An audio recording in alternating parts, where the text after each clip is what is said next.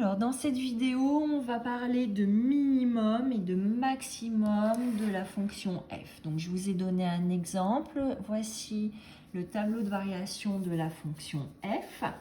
Donc, on voit que le domaine de définition de notre fonction,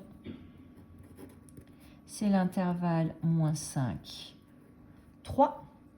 Alors, on voit que la fonction f, elle est croissante sur l'intervalle -5, -4.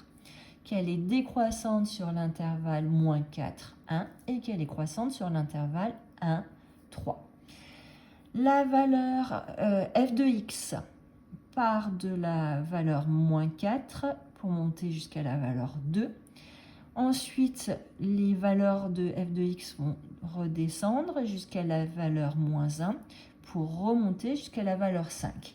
Donc, on voit que f admet une valeur qui est maximum, donc admet ce qu'on appelle un maximum. Au plus haut, la plus grande valeur de f de x, ça va être 5. Donc f admet un maximum qui est 5 et qui est atteint pour x égale 3.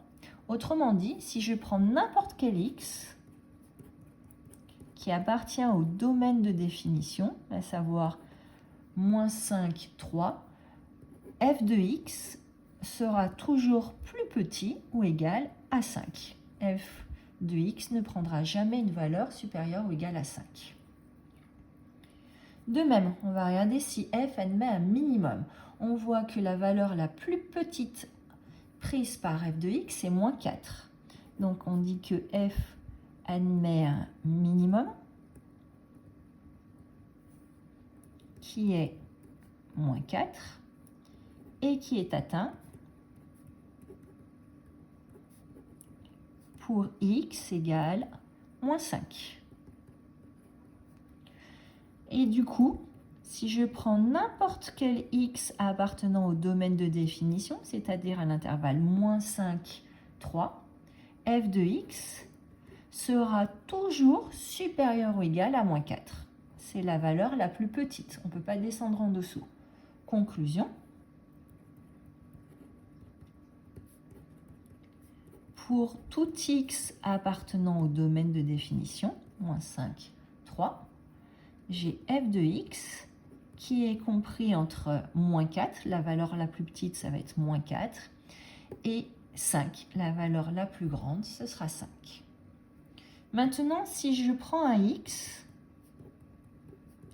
qui appartient à l'intervalle -4, 3, je vais donc me concentrer sur cette partie-là du tableau, uniquement cette partie-là du tableau. Et je regarde quelle est la valeur la plus petite prise par f de x. La valeur la plus petite prise par f de x, ça va être -1. Donc f de x, il sera toujours supérieur ou égal à -1 quand x est dans cet intervalle-là.